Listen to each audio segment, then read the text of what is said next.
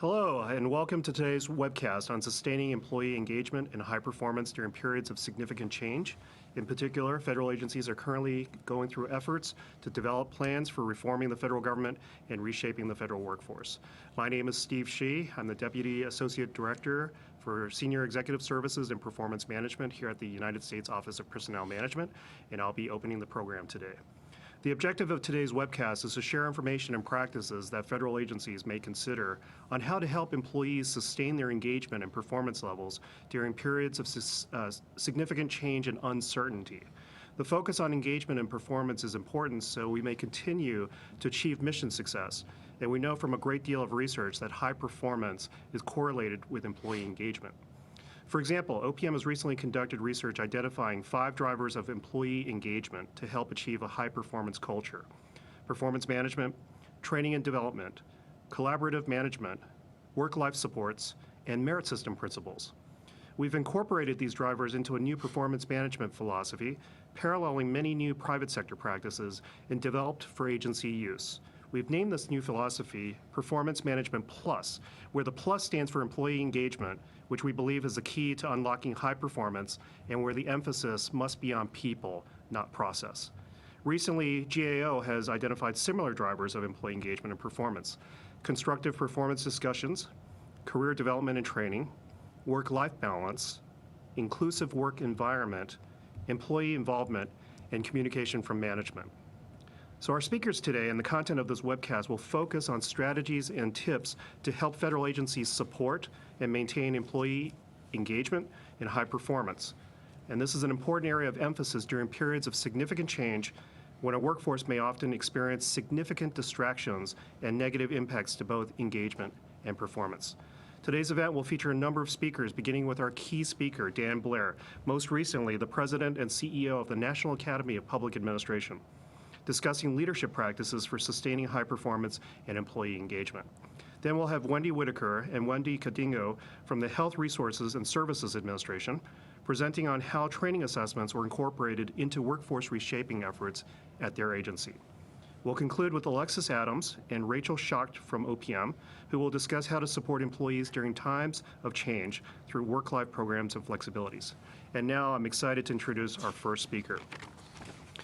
We're very fortunate to have with us today an exceptional individual in Dan Blair, who has tremendous experience in leading large organizations and leading vast change management efforts in the federal government and elsewhere. He has a very extensive, very impressive bio, which I'm going to shorten for the sake of efficiency, but I'm hopefully not going to leave out significant accomplishments. Most recently, from July 2011 until January 2017, Mr. Blair led the National Academy of Public Administration to overcome an historic period of turmoil and financial distress to rebuild and streamline operating expenses so the Academy could continue financial solvency and continue to effectively achieve its mission. During this time, he worked extensively with stakeholders in Congress to obtain funding and to perform work on critical projects. And his efforts led to numerous positive results, including congressional action in amending federal ethics and disclosure laws to support the effectiveness of the federal government's recruitment, performance, and retention of personnel. Prior to his work at NAPA, Mr. Blair led 2 executive branch agencies, each to which he was presidentially appointed with unanimous Senate confirmation. First, as the Deputy Director of the Office of Personnel Management from 2001 to 2006, and later as Acting Director in 2005, he directed major civil service and human capital reform efforts involving both new legislation and administrative actions. Second, following passage of comprehensive postal reform legislation in 2006, the President named Mr. Blair to lead the newly created Postal Regulatory Commission, where Mr. Blair was charged with creating a new regulatory structure for the U.S. Postal Service. He met a legislatively mandated deadline for this assignment 7 months ahead of schedule. And he also transformed the agency's personnel and organizational operations and developed its first comprehensive strategic plan. Before joining the executive branch, Mr. Blair served from 1985 to 2001 in senior leadership positions on congressional committee staffs in the House and the Senate, where he led oversight efforts over multiple federal agencies and civil service systems. Mr. Blair received a bachelor's degree in journalism and is Juris Doctor from the University of Missouri-Columbia, and he is a member of the Missouri and the D.C. bars. Mr. Blair is a perfect speaker for our webcast today because he has successfully directed significant federal agency transformations while providing tremendous leadership, inspiration, and compassion to the workforce. Please join me in welcoming Mr. Dan Blair. So, Dan, what I'd like to do now is just engage you in a little conversation, and we can see where this goes. But we would appreciate any experience and tips you can share with federal agencies on how to sustain high-performance employee engagement. We're so grateful for your leadership in the public sector and for being here today. Right now, we have conditions that may create challenges to the workforce regarding performance and engagement. These are conditions that oftentimes cause stress, anxiety, and distractions. So the first question I'd ask you is, during these times of change, including efforts to implement priorities and requirements of a new administration, we're experiencing a hiring freeze, an executive order on reorganizing the executive branch, a requirement to design a plan to reform the federal government and reduce the federal civilian workforce, just to mention a few significant change initiatives. What impacts can these types of large-scale changes have on agencies and their workforce? Well, I think it can have a tremendous impact, and hopefully we can make the plans and the processes improve so that it has an impact for the better. Presidential transitions always cause a lot of anxiety because it's all about change. And we've been talking about this now for several years because there's so much preparation involved in the transition effort. And so once the administration really takes hold and comes into its own in terms of its policy initiatives, those changes are going to take place. And I can understand how employees are anxious. They're a little nervous about what's going to happen to me in this process. Where do I fit in this new process? And so this change creates uncertainty, and the challenge is to manage the change and manage the expectations in such a way that you can chart a path forward that facilitates and enhances departmental and agency performance. Thank you so much. So what specifically can agency leaders and even employees do to anticipate and prepare for these challenges that you've forecasted, these challenges that can result from significant change, including so that they can successfully execute change as well as to continue accomplishing the mission of their agencies? Well, I think communication is key, and that's two-way communication. The new leaders are coming into the departments and agencies, and some may be very familiar, others may not be as familiar. But having not been in office for the last 8 years, there's still a lot, even if you're very familiar with an organization, there's still a lot to learn because organizations are not stagnant. It's never status quo. There's always change about. The question is in which direction and what those expectations are going to be. And so new leaders need to come in. My view is that they need to have constant communication and set expectations.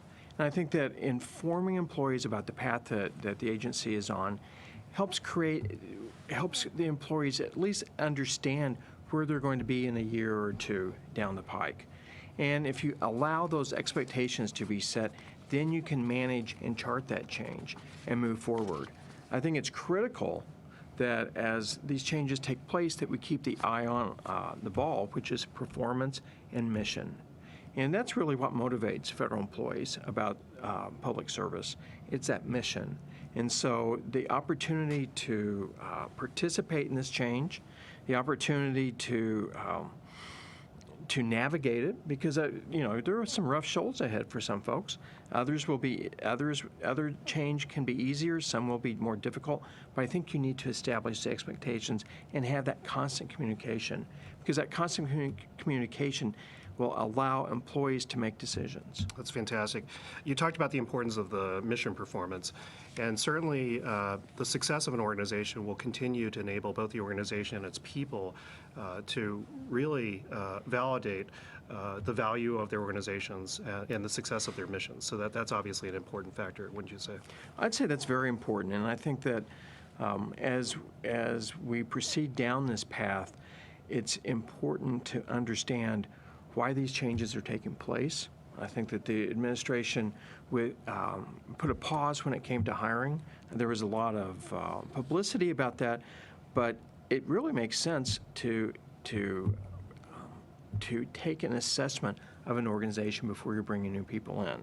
So I didn't see that hiring freeze as detrimental. Rather, I saw that as a management tool that a new administration, probably future administrations, may want to consider, as long as you're still able to fill critical vacancies, and OPM had authority to waive some of this for the departments and agencies, and it did so. But as we move forward, I think that there's an opportunity for employees to participate in the budget process through their research management offices. But also, I think that we need to look at what the change that is being promulgated is all about. And it's about making government work better, more efficiently. You know, we have, in my thinking, we have the best government structure that mid-20th century thinking could produce. We have a general schedule that is grounded in the best thinking of post-World War II, a government structure, which I think if Eisenhower came back, he might pretty well recognize it. Richard Nixon certainly would. And I think that that's good for the late 20th century, but we're approaching mid-21st century.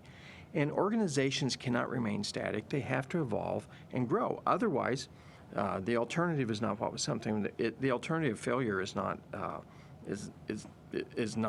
acceptable. And so we're going to have to change the structure of government, and this new administration has begun that path.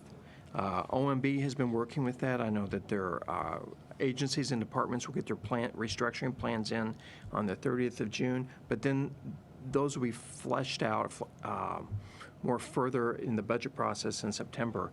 And I think that's where we're going to see the paths starting about what the agencies are going to look like in not just 2018, but in 2019 and 2020.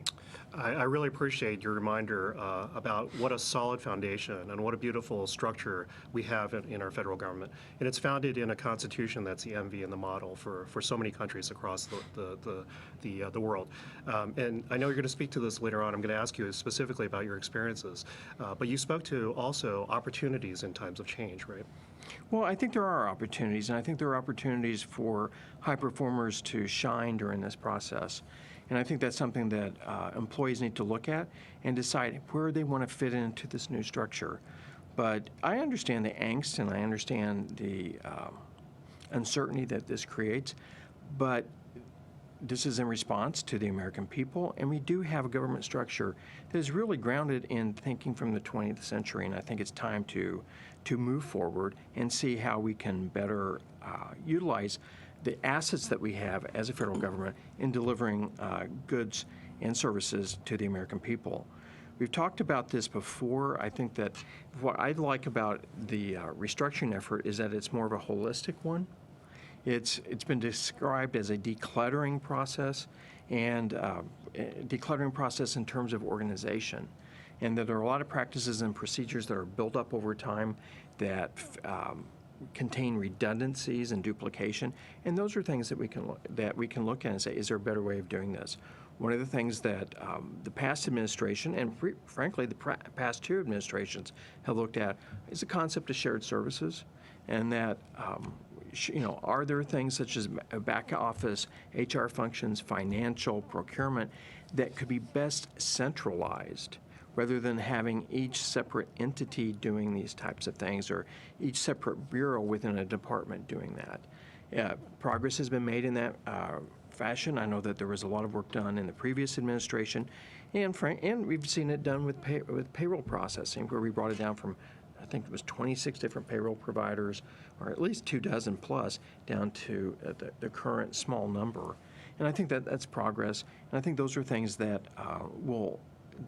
that are sticky and can take root in the next few years in order to make the government a better place in terms of operations. That's great. So we know from these significant change management efforts that it really requires employee buy-in and support and execution. You talked a little bit about the importance of sharing information and also communicating with employees.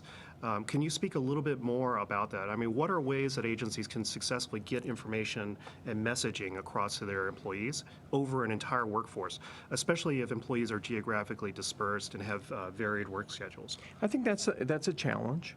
And let's recognize it. If you're spread across the world, it's hard to get everyone together and to be able to have that one-on-one conversation, which is so important when it comes to change management. But I think that's why the planning is so crucial. And how do you have it cascade through the organization so that we may not be having those one-on-ones, but a supervisor or manager or a senior leader may be having those one-on-ones with those individuals in outside of the headquarters environment.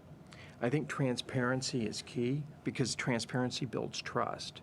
And I think that's, how do you build trust in this kind of environment? It's not easy. This is not easy stuff to go through.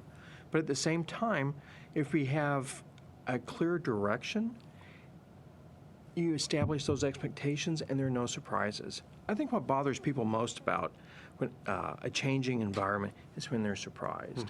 Is that if they think they're going down one path and all of a sudden it's this path over here for which they were not mentally prepared to proceed, and it causes disruption in the workplace. And so what you want to do is manage the expectations, manage the messaging, and so it's clear, direct, and transparent, and then move forward and move out on adopting and affecting that kind of change that the agencies and departments will be going through. Fantastic.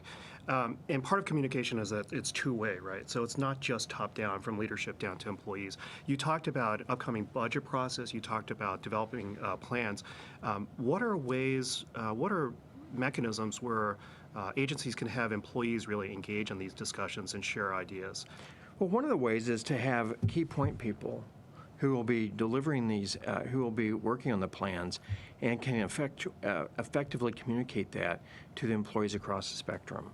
And if you have a number of key point people that can be available to answer questions truthfully and honestly and transparently, that goes a long way in building that trust. And you're absolutely right. It's a two-way street. You need to receive input because what might be done here at 1900 E Street may not be best in the Kansas City office, or it may not be taking hold in the Kansas City office that way. Or if you have a far-flung post in outside of the country. And so you need to make sure that you have that kind of communication and feedback. And you also have to take, I think it also requires periodic self-assessments at saying, are we actually going down the path we said we did? What kind of progress do we have? What kind of milestones do we have in place? How do we know that we are actually hitting our performance goals? And so this change management is very difficult.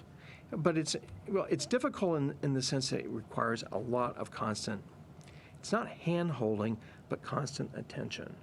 And if you take your eye off of that, or if your folks who are charged with effectuating that take their eye off of it, it can run aground, and that's not a good thing. So what we want to make sure is that you have that two-way communication. You hear what is going on in the field, you get that kind of feedback, and then you can proceed accordingly. Fantastic. And that term constant attention, I think, is a nice way to define actually what we're trying to get at with employee engagement.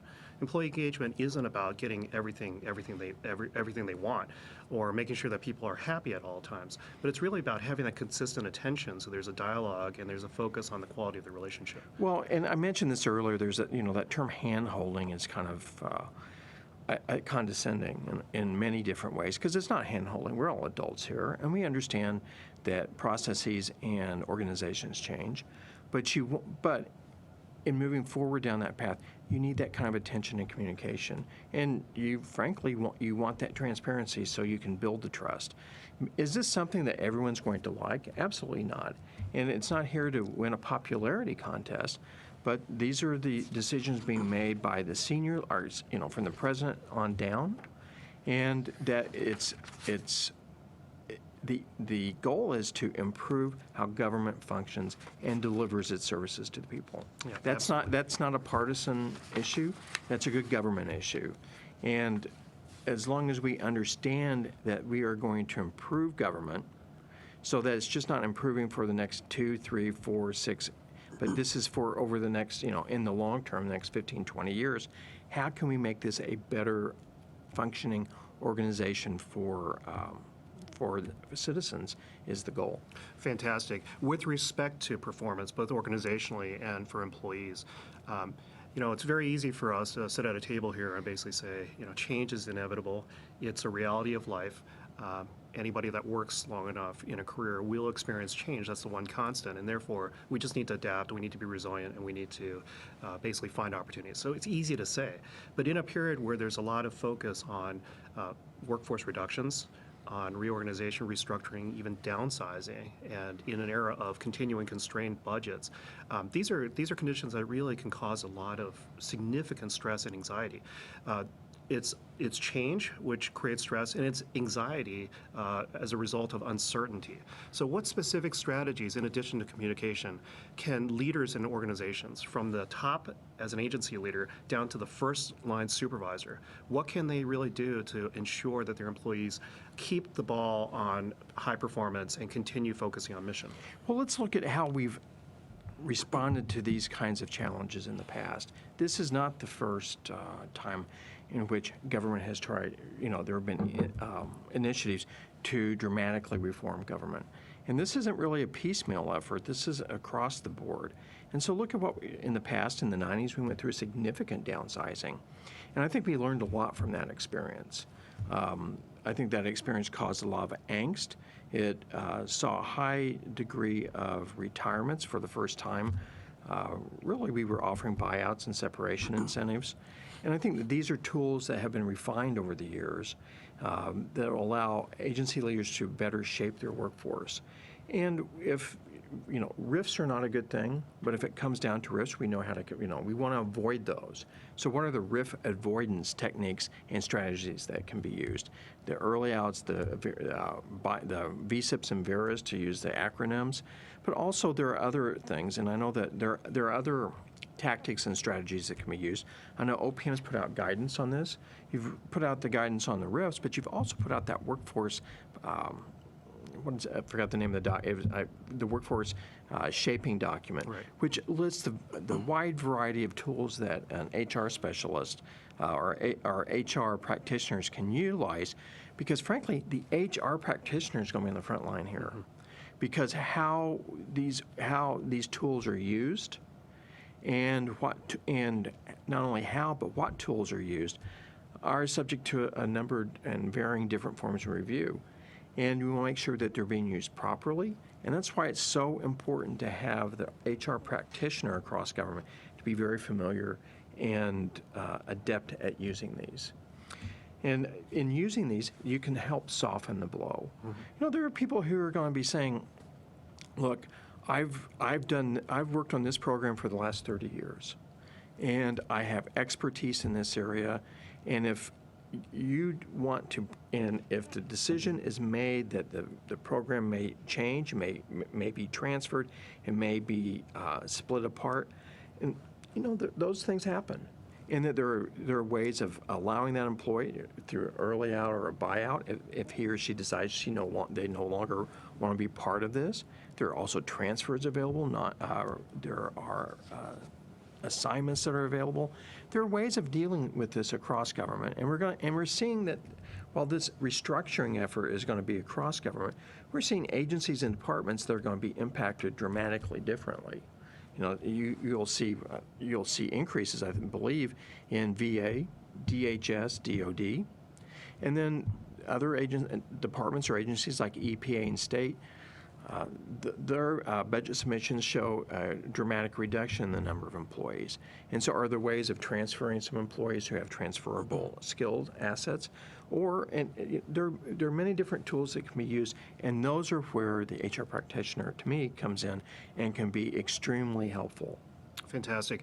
And I think you would agree with me that it's not solely the responsibility for an HR practitioner also to lead all of this change, right?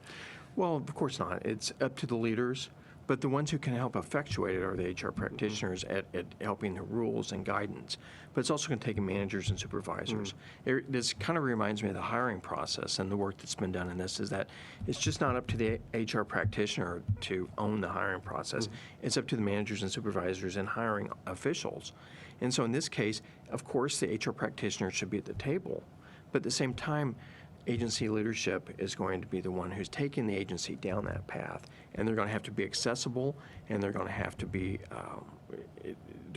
exercise strong communication skills as we proceed down a restructuring Fantastic. goal. So I'm going to ask you to strap on a scuba tank with me, and I'm going to take you for a deeper dive into the organization. And as we move down from the top of the agency level, where you've resided for most of your career, down into more of the depths of the ocean, What strategies can supervisors and employees actually take to effectuate some of this stuff that you're talking about? For example, I had one senior executive and then a senior manager tell me that during a time of very significant change, they actually would get to work early, let the workforce or even just their organization know that they were going to get a breakfast in the cafeteria right before the day started, right before the work duty. And they would sit down there and purposely just have breakfast, and people were able to approach them and talk to them, to share concerns, to ask questions, to get support. And then they would also take their lunch. The senior leaders would take their lunch in the cafeteria during lunchtime, and they were very visible and approachable.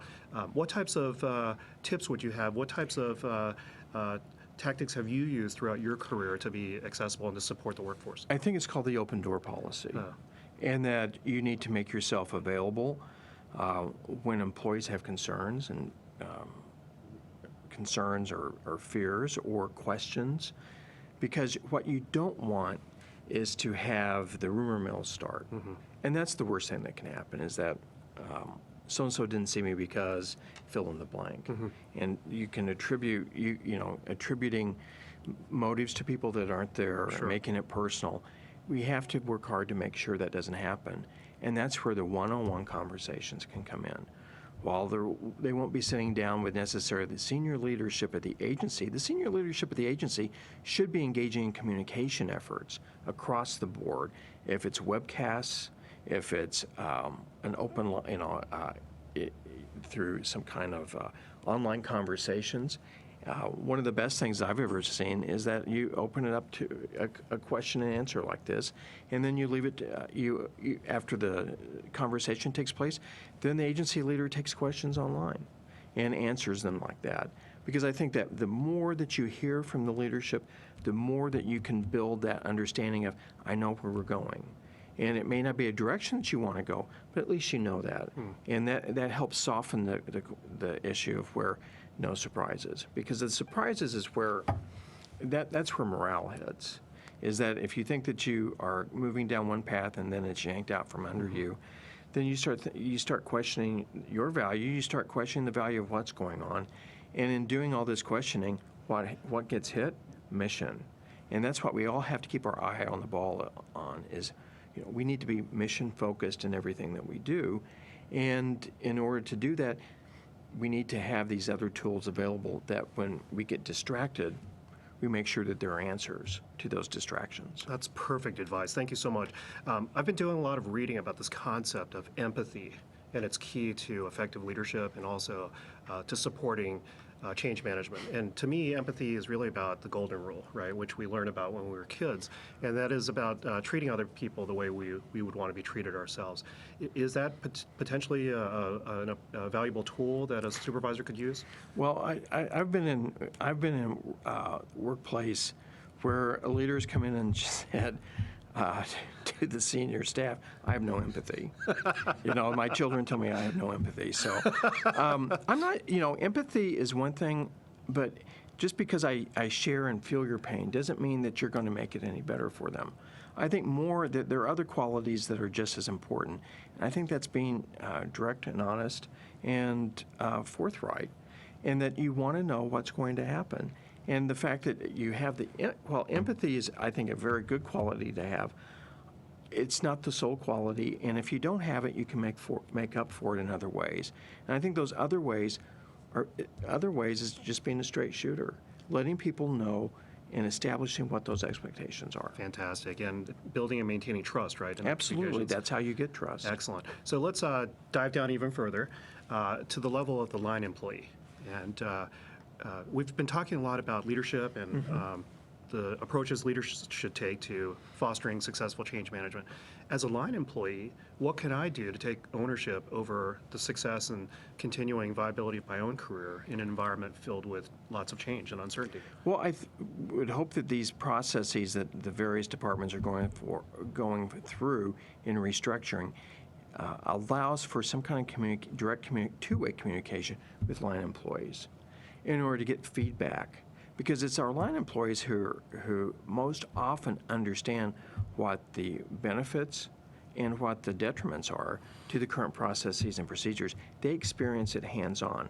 So you want that feedback. So you need to have mechanisms in place in which you get feedback from your line employees.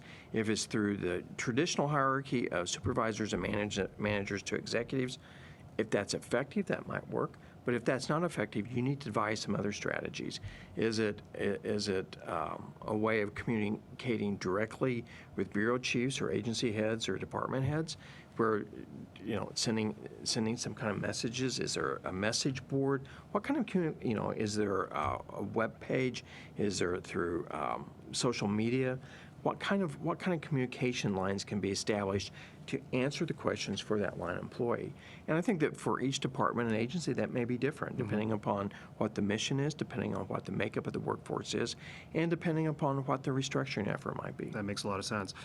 Early on in my career, I was given some good advice, which is that when facing times of challenge and change in particular, not to be a passive observer, but to be proactive. And what that really meant was to take initiative, to find opportunities to actually, as you said, excel and find new opportunities as well. So is that something is that advice you would give to employees? Well, I think that any time that you face an environment in which the fundamentals in the environment are going to shift, then you're faced with either getting lemons or making lemonade out of the lemons. I always would choose, let's go in for the lemonade, because I think these are opportunities for particularly entrepreneurial or creative or talented federal employees to come to the fore, especially when we're looking at things such as shared services or other processes and procedures which can eliminate and reduce redundancies and duplication. That's where you want that feedback from the line employee. And so I think there's an opportunity here for particularly dedicated employees who have ideas and to share those ideas. And you have to share them through different routes. You have to share them up the food chain through the hierarchy, but there should be other social media outlets where good ideas percolate to the top. That's terrific. And I think sometimes when we're not dealing with periods of intense change, the support that an employee might get for new ideas, for change, there might be a lower prioritization or more difficulty in getting that support. So I think there's an opportunity here where there really is a focus on finding the change that will lead to the efficiency and the increased performance outcomes you talk about, to really have an idea and get support for that idea. And sometimes we do have lemons, and sometimes it's fewer lemons, but when we have fewer lemons, then we can still make lemonade, just less lemonade. Well, I mean, let's be, we need to be honest. It's going to be difficult for some folks to go through something like this, especially it depends on where you might be in your career. But I think that the ultimate goal is to make this a better government. The ultimate goal is extremely mission-focused, being able to provide a higher degree and more effective services to the American people. And so being committed to those goals, there is a lot to be seen in this kind of organizational restructuring, because I firmly believe that it's so difficult to change the course of government. And that's why we still have a mid to late 20th century structure. I mean, yes, we have the Department of Homeland Security, which was a major restructuring effort in the early 2000s, and the department is still moving forward on that. But we still have a government, like I said, that Richard Nixon could largely recognize and maneuver through. And so, given that perspective, we need to look at ways of making ourselves much more effective and efficient, and what those are going to be. And I think that this effort over the next few months will help us move forward down that path. Right on point.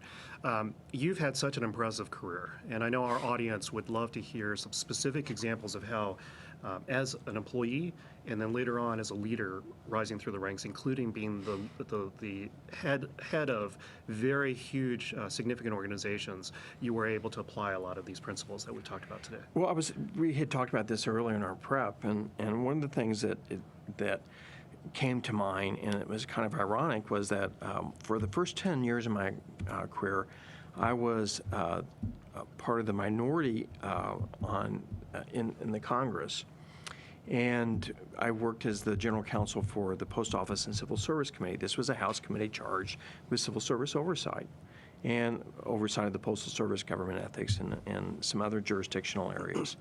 It was a small committee, and with the '94 election, an earthquake hit. And with the new Republican leadership taking over, a new set of leaders, new set of priorities, they felt that the committee structure in Congress wasn't conducive to moving their platforms forward. And so they restructured some of the committees. And so while many of my friends who were Republicans at the time saw clear opportunities for moving up into committee slots and things like that, I found myself without a job, which was kind of a strange position, considering that we were moving from the minority to the majority. But this is where opportunities arise, and that in structuring this new committee was what was then called the House Government Reform and Oversight Committee. There were a number of subcommittees that were formed, and so I went and talked to various members and talked to the chair of the committee, and to my fortune and to my career betterment, I was hired by then Congressman John McHugh to serve as his staff director for the Postal Service Subcommittee. So this was just a small example of what, facing an ironic situation that looked like possibly a career-ending one, Wow. to one that, leapfrogged me into a different subject matter area and helped me grow not only in policy making, but also learning how to better manage people and improving my workplace skills. So those are some things that where you think this is not good, that my world, my foundation has been swept out from under me. No, it hasn't. There are ways of looking at that and finding the opportunities that have occurred in what may have been, circumstances that were outside of your control. That's fantastic. So while I may have felt that you were being pushed out a door, you're actually being pushed into open doors that led to bigger and better things, right? Yeah. Are there any other examples you'd want to share with us in terms of leading an organization? We went through a significant competitive sourcing exercise here at OPM in 2005. We had gone through a competitive sourcing exercise, and the contractor had won it. And it affected, I think, about 250 jobs. And the decision to move forward on that was basically put on hold, and it was, it appeared on my desk the first morning that I became acting director. And I'll tell you that was a really tough decision because you have people's lives in your hands, and that while you're not on an operating table as a surgeon, people have, individuals have their families to support, kids in college, other family members, and these decisions can be made in the abstract. But when you really understand what you're doing, you don't want to hurt. You don't intentionally want to hurt people. But that's where these workforce shaping tools can come in. What we did at OPM is while we had to let go about 200, I think it was about 250 people, we worked extremely hard to make sure that we could place those individuals. We could place them within the agency, outside the agency. We gave individuals the opportunity to retire early. We offered buyout incentives. And I think we ended up placing everyone, or with the new contractor. And so what was a very difficult situation, I think, was made less so in the end by leadership attention and also working with the individuals who are impacted to make sure that at the end of the day, they had someplace new. I'd like to personally salute you for your leadership during that period. I was here at OPM, as you remember, and I worked for you. And I remember being in those strategic meetings to talk about this change resulting from a decision on a competitive outsourcing effort that was not favorable to many of the career employees. Basically could have resulted, or did result in people losing their jobs. And I really appreciate your leadership because all of those meetings, the discussions were always about not only the efficiencies to the agency, but also about the people. And you're absolutely right. Not a single individual ended up without a job as a result of that. And it was really about focusing on their skill sets and the talents that they offered and realigning that to other areas where there was an appropriate use of those skill sets. So thank you so much for your leadership. Well, we have the opportunity through this exercise throughout government to do similar good. That if a department or agency is going to calve off certain functions, can we help those employees find a new home either in a new department or agency or someplace else within the agency? Or is it time that the employee says, that early out looks awfully good for me right now, and that giving them an early retirement benefit coupled with the buyouts aren't what they used to be. When buyouts were first enacted for the workforce, I think that was about 1993-94. $25,000 was substantially more than it is today. But that's a nice, but it can help. And if that's the thing that keeps someone else in the job, I think that we want to make sure that we offer every opportunity to be as flexible as possible when it comes to these restructuring efforts, because this is what, again, you build trust. You allow people this is an opportunity for new leaders to shine, because this way you can demonstrate to your workforce that you can carry out the directives that you were appointed to do, and that's very important. But at the same time, you can do it in a thoughtful, constructive manner. And so again, it's just not opportunities for employees, it's opportunities for the new leaders to demonstrate their leadership skills. Dan, thank you so much for that very encouraging and positive message. Thank you for sharing your experience and your tips on how we successfully sustain high performance and engagement during this time. I want to thank you so much for being here as well today. Stephen, it's good to see you. Always. We haven't had a chance to talk about training and development and also work-life and wellness programs and supports for employees. So we're going to transition to that topic now. We're going to take a brief break just for a few seconds to set up for our next discussion. When the webcast resumes in a few seconds, Reagan Miller, an HR specialist from OPM's Human Resources Solutions Division, will introduce our next topic, taking a strategic approach to training and development. Thank you.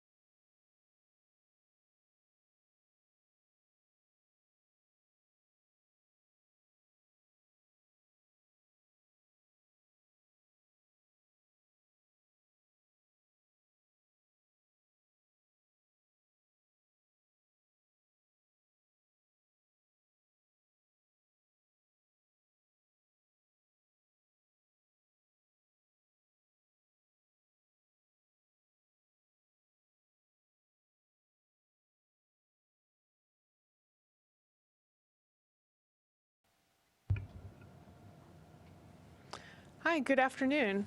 We're going to continue forward with our sustaining high performance and engagement during workforce reshaping discussion. That was a really robust discussion on different ways that we've handled this in the past and how to approach uncertain situations in this times. What we're going to move forward to, and I'd like to kind of highlight something that Steve was talking about, is we looked at FEB's data and we've heard and seen that we have 5 key drivers for employee engagement. And one of those is training and development, and employee development, if you want to call it that. And so this afternoon, our next discussion is going to approach how we use employee development methods in our organizations to improve employee engagement.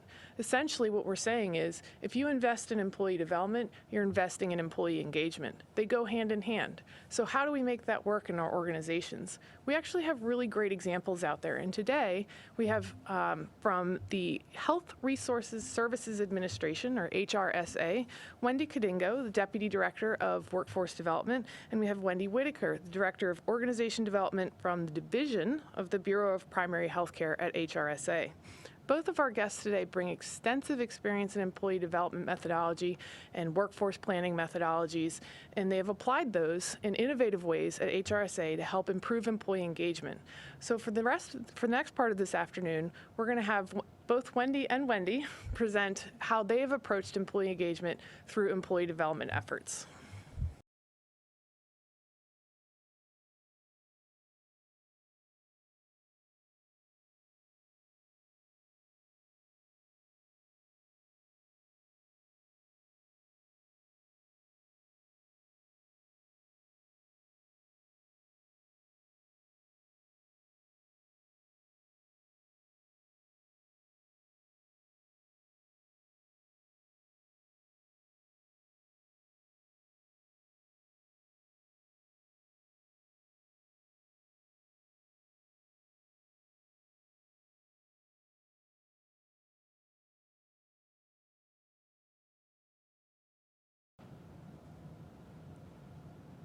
Hi, good afternoon. My name is Wendy CannonGo. I work in the Department of Health and Human Services, Health Resources and Services Administration, and I'm so happy to be joined today by Wendy Whitaker from one of our bureaus, the Bureau of Primary Health Care.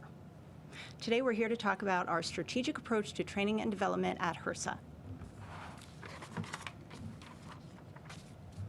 To give you an overview on HRSA's strategy for addressing employee engagement and job satisfaction through training and development, we have a three-pronged approach. Develop a skilled workforce, an example, IDPs, develop a high-performance organizational culture, and get state-of-the-art to become state of practice through purposeful innovation.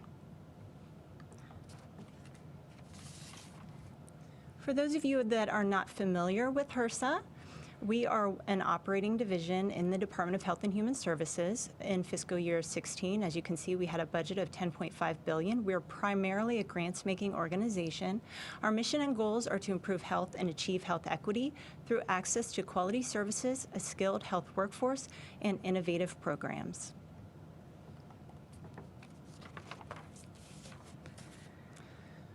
The Herzl Learning Institute, otherwise known as the Division of Workforce Development, where I work, is under the Office of Human Resources. Our vision is to create a culture where all HRSA employees seize learning and developmental opportunities to reach their full potential.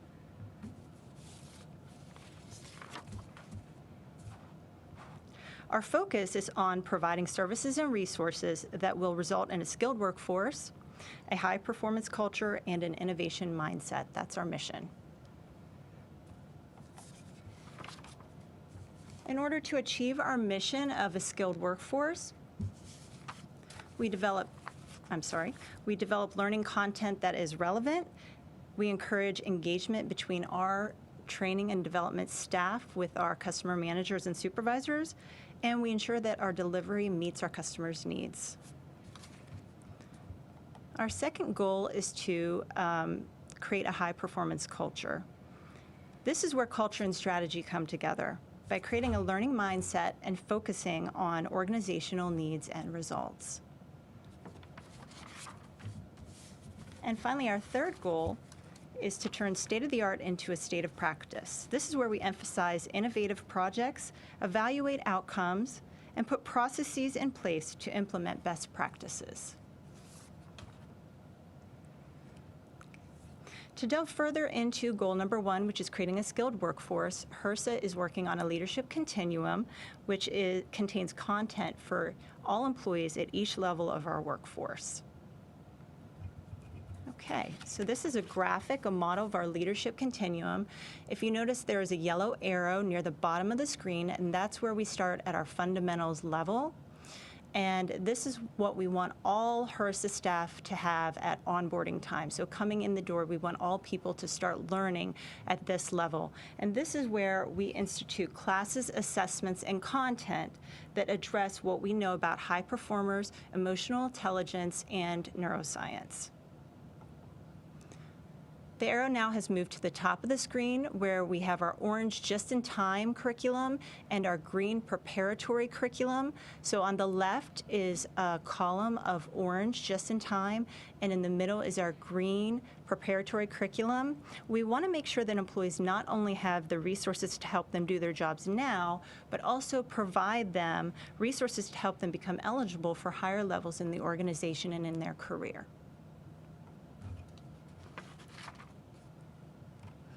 Okay, so now we've moved to the purple boxes, which are probably familiar to a lot of people. We have our HRSA core competencies, leadership competencies, and the ECQs.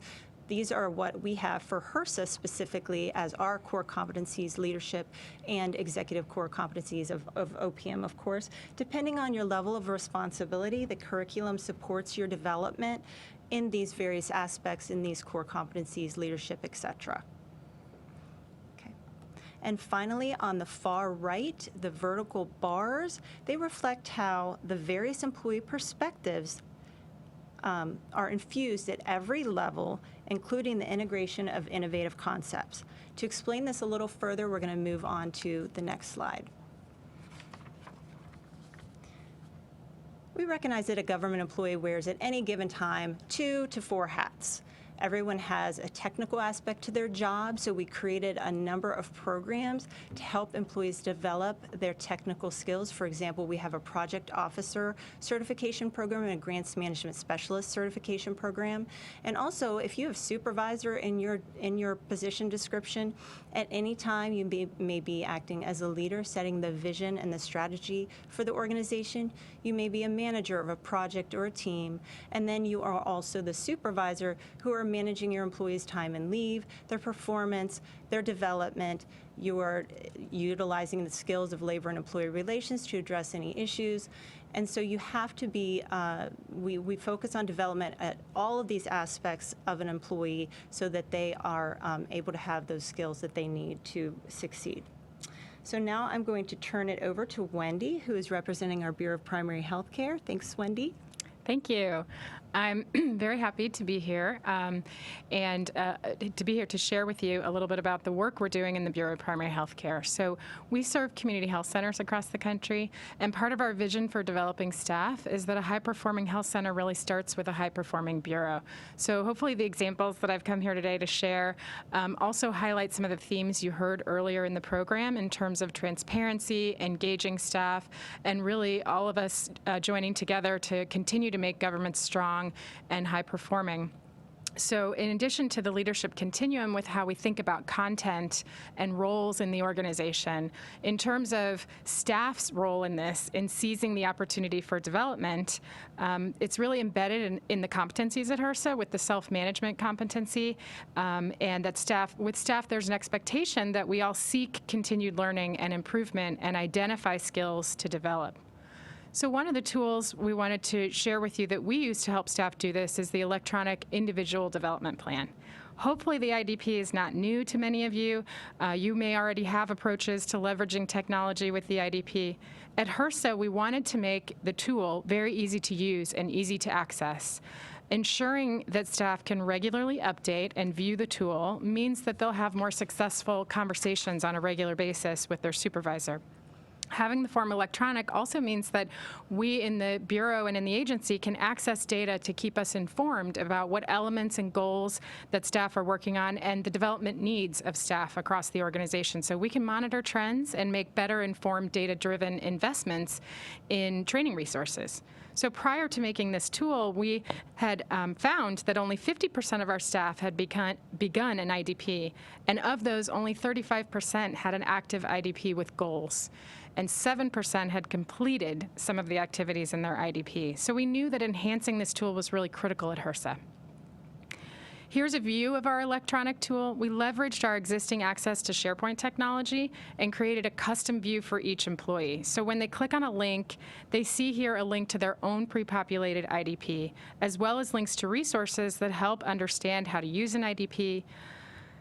And on the next slide, you can see the supervisors have a specific view. So when you click on the supervisor link, you're able to access the electronic IDPs of everyone you supervise. Easy access to opening and reviewing in regular development conversations is the trick here.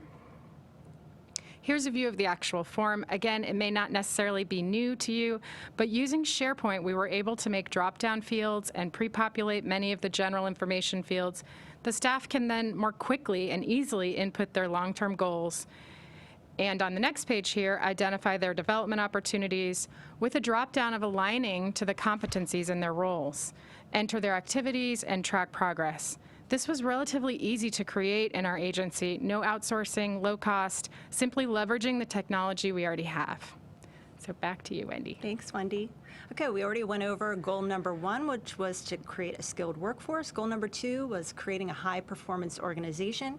It's important to make sure the organization's strategic plan is in concert with the cultural focus. As you can see in our strategy culture bicycle metaphor, if 2 wheels aren't aligned, it can be a bumpy ride. Okay.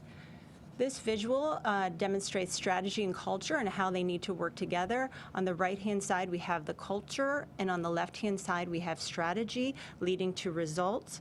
You have to pay attention to how the right side, which is your culture of the equation, is being developed to support the left side, which is the strategy side, on the objectives. Otherwise, the organization might not get the results that you are hoping for. In the words of a management guru named Peter Drucker, culture eats strategy for breakfast.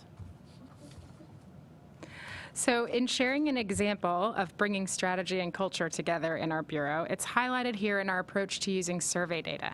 So we have the annual Employee Viewpoint Survey, the EVS, as well as internal surveys in our Bureau that provide a lot of data to us about employee and stakeholder satisfaction, which on a side note, HRSA has an incredible response rate on the EVS, so it's very important to us to be responsive to that feedback.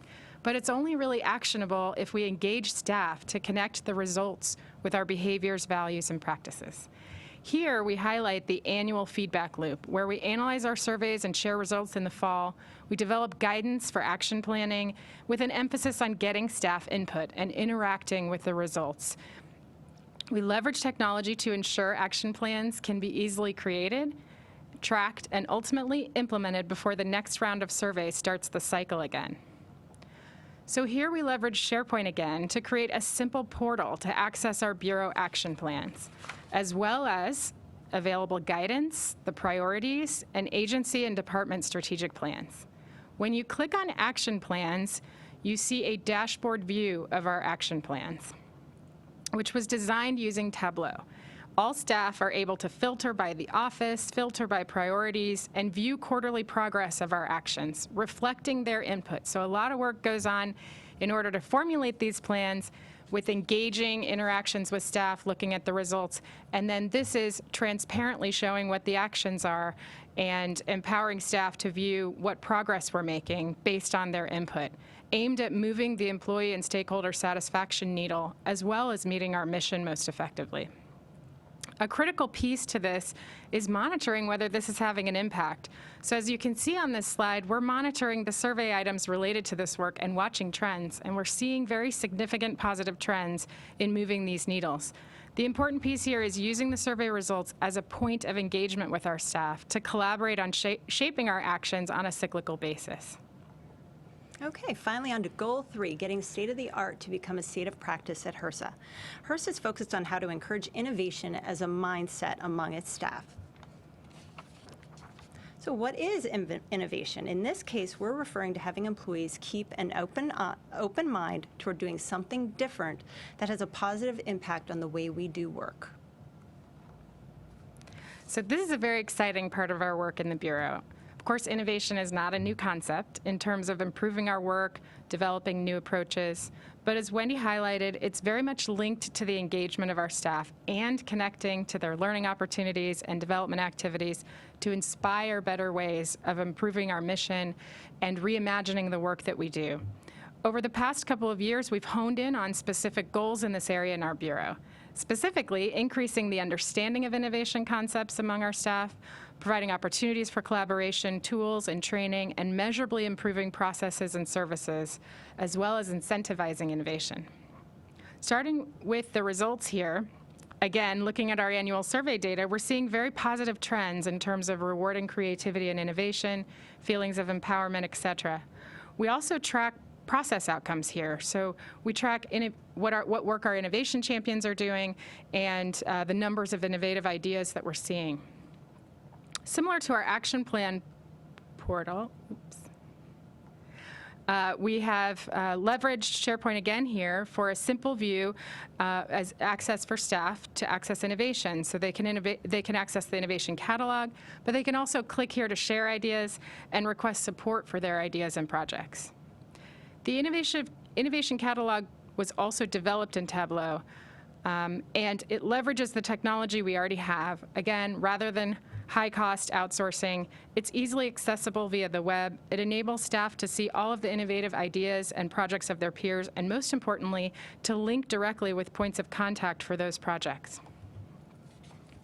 Here you can see the catalog where staff can sort by month, whether there are tangible products available, and easily know whether there's a product that could be used now. The approach is intended to lessen the burden on staff in terms of communicating and sharing the best practices, letting the good ideas float to the top. So it's continually tracked right here and can be searched for topics that are relevant to your work or ideas that you're looking for. On the next slide, you can see here that Tableau offers the hovering feature, so we can see more text about an item, including a linked email that's very easy to just click on for the point of contact of the project and request the resource or offer to help with an idea. We also have an innovation outcomes view built with Tableau, where we can monitor the number of innovative ideas submitted across the Bureau. We very much simplified the categories of ideas and data collected on them. It's simply engaging our staff and innovation champions to tag ideas as simple categories. So for example, a quick win requires no resources and typically is already implemented, but sometimes has the greatest positive impact on the work, so it's very worth sharing. Or maybe it's a moderate change that could require support from others, maybe data and results should be tracked, or it could be a major change that requires leadership approval and resources. So one approach we take is we invite all 400+ staff in our Bureau to listen in to monthly Innovation Council meetings, where even for listeners, we try to make the meeting engaging and leverage Adobe for the meeting management. So we include polls that show whether others might use the idea and what they're thinking about the idea and the products. And we have council members providing input on a monthly basis on which ideas should more widely be shared, be promoted across the Bureau, or need the attention of senior leadership for approvals. One of the ways that we more widely share the ideas internally is through our internal newsletter. So we highlight innovative projects and describe them in more detail, highlight who came up with the idea. This also incentivizes innovators, exposes their great and impactful ideas. So to recap, we've shared our overall strategy at HRSA, including developing a skilled workforce, and we've highlighted a high-impact approach to making it easy to develop an individual development plan, and therefore making development discussions more successful. Developing a high-performance culture by connecting strategy and culture in meaningful ways, like the example of engaging staff with the EVS, and again, leveraging technology to make action plans reflective of their inputs and progress. And finally, getting state-of-the-art to become state of practice by enhancing innovation, leveraging our online tools, and minimizing the burden on staff, and incentivizing exposure of their ideas and engagement. Thank you so much for having us today. Thank you.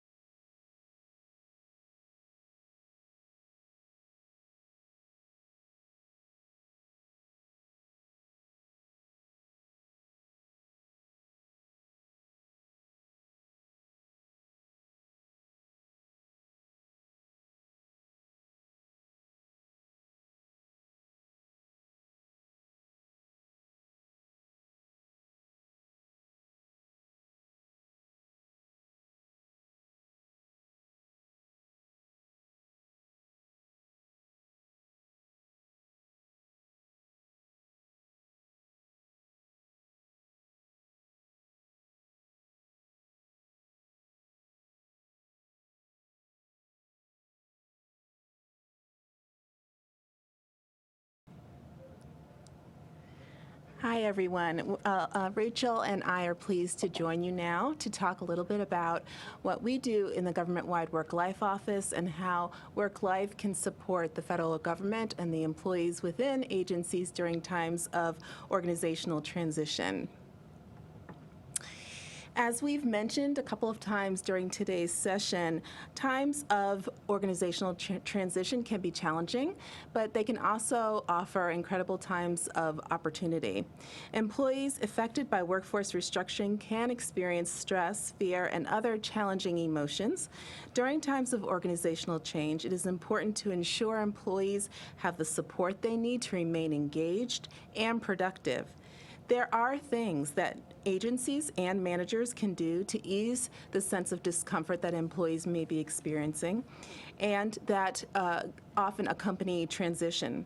Effectively encouraging resources such as work-life supports and training and development opportunities, as was mentioned by the previous presenters, can remind employees that they are valued and motivate them to remain committed. All of these efforts will contribute to healthy employee engagement, which is as important as ever. The 5 engagement drivers have been mentioned a couple of times during our session today, and Rachel and I are really excited to be able to emphasize that 5th box there, work-life balance. It's what we do every day in supporting federal agencies around the development of their work-life programs. According to the analysis of the Federal Employee Viewpoint Survey, work-life is one of the 5 top drivers of employee engagement, and work-life can be particularly important during times of restrained agency budgets and other aspects of organizational transition. Offering work-life supports to employees when other, more costly offerings are not possible for agencies can encourage employees and increase their commitment and their engagement. There are also a few critical ingredients that agencies and leaders, managers, can emphasize with their employees during times of organizational transition. Belonging. Belonging produces a sense of pride, so making sure that employees understand that they belong and what they contribute every day is important. Alignment, making sure that employees are clear on how the work that they do every day aligns and contributes to the organizational mission. And growth. Providing opportunities for growth produces a sense of being supported and that employees are worthy of investment. All of these ingredients contribute to a sense of commitment, which is what we are striving to achieve with employees during times of transition and at any time during the life of an organization. Great. And now I'm going to talk a little bit about what work life is. Work life is about striving to be your best at work, home, and in your communities. It's about our holistic health and well-being that influences the daily experience that we have. At OPM, you'll see on the screen here that our definition of work life is the business practice of creating a flexible, supportive environment to engage employees and maximize organizational performance. And when we talk about work life in the federal government, we're generally talking about 3 core areas: workplace flexibilities, wellness, and family and dependent care. And within each of these areas, there's different key programs in the federal government.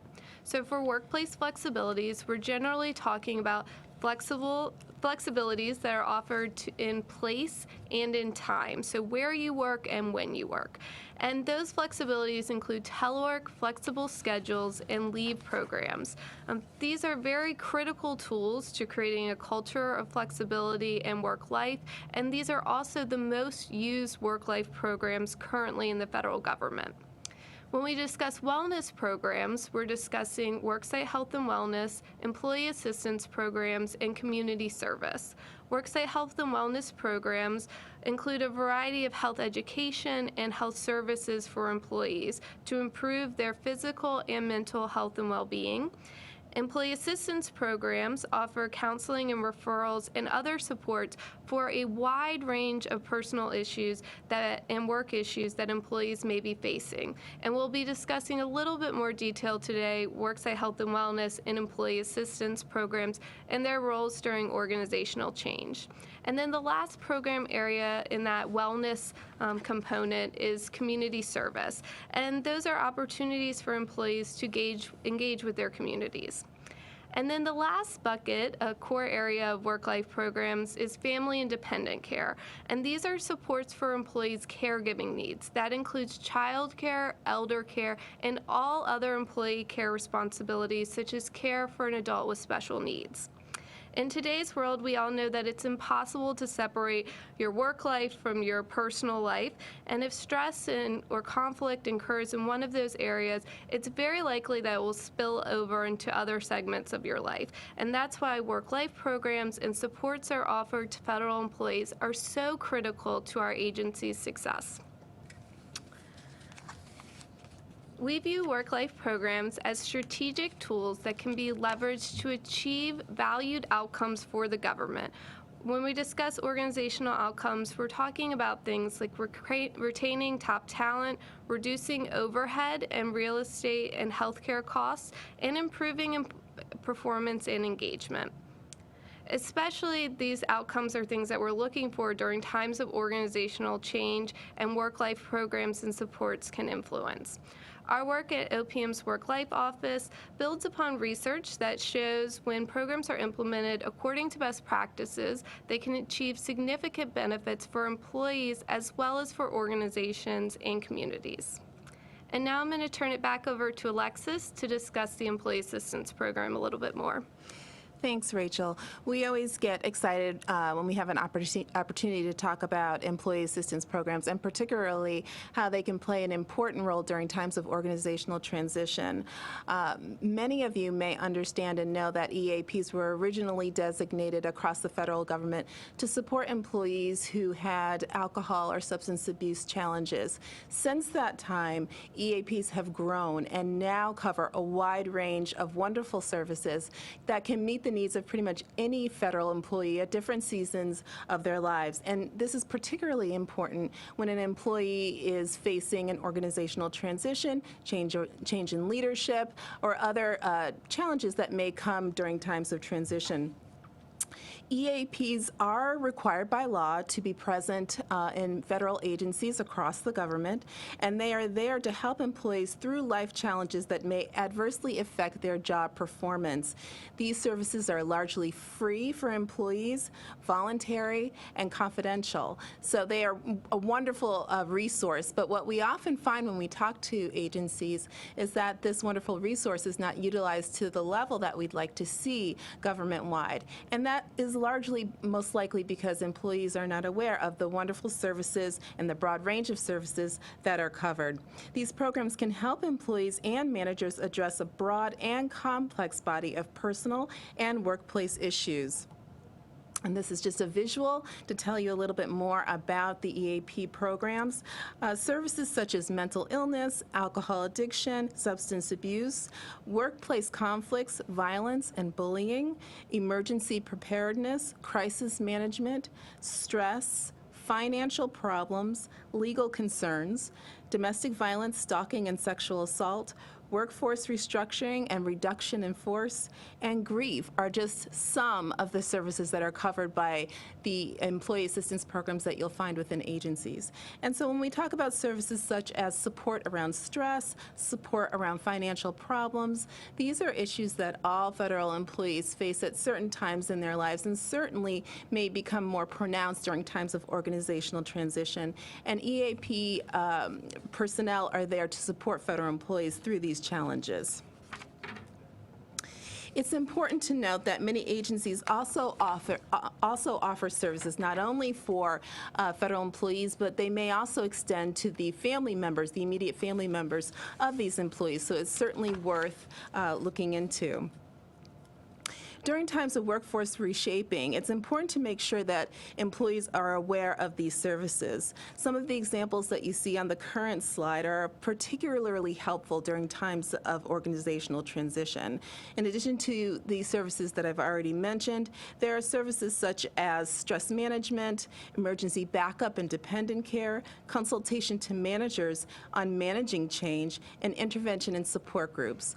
One of the things that we like to emphasize is that this is also very important for managers. Managers have to feel supported in supporting their employees during times of organizational transition, and they may need a little added support themselves in order to turn around and offer support to their employees. And EAPs can play a critical role in that process as well. Rachel? Your agency worksite health and wellness program may be another tool in your toolkit to consider as you're striving to support employee well-being. A worksite health and wellness program is a coordinated and comprehensive set of strategies, supports, and links to related agency programs in the community that are designed to meet the health and safety needs of all employees. These programs can provide employees with very powerful resources and solutions to take charge of their own health and well-being and lower their risk for chronic diseases. They promote healthy eating, regular physical activity, quality sleep, and other healthy habits. And these habits can thereby reduce stress and anxiety that employees are feeling, especially during times of organizational changes. We also just want to remind agencies to maximize all work-life flexibilities, including family and dependent care supports and telework during times of organizational change. These are ways to help you keep your agency productive and support employee engagement. We encourage you to really be creative about how you're using these programs, support and keep your top talent, and make sure that you're asking employees what they need to feel successful at their agency. Our success as an agency is dependent on the talent and performance of our employees, so make sure that you're providing the support and opportunities that will allow them to thrive. For more information about work-life programs in the federal government, you can visit our website at www.opm.gov/worklife or contact us at worklife@opm.gov. We want to thank everyone for joining today's session on sustaining high performance and engagement in the federal government during times of organizational change. We hope you found this information valuable, and you have a good afternoon.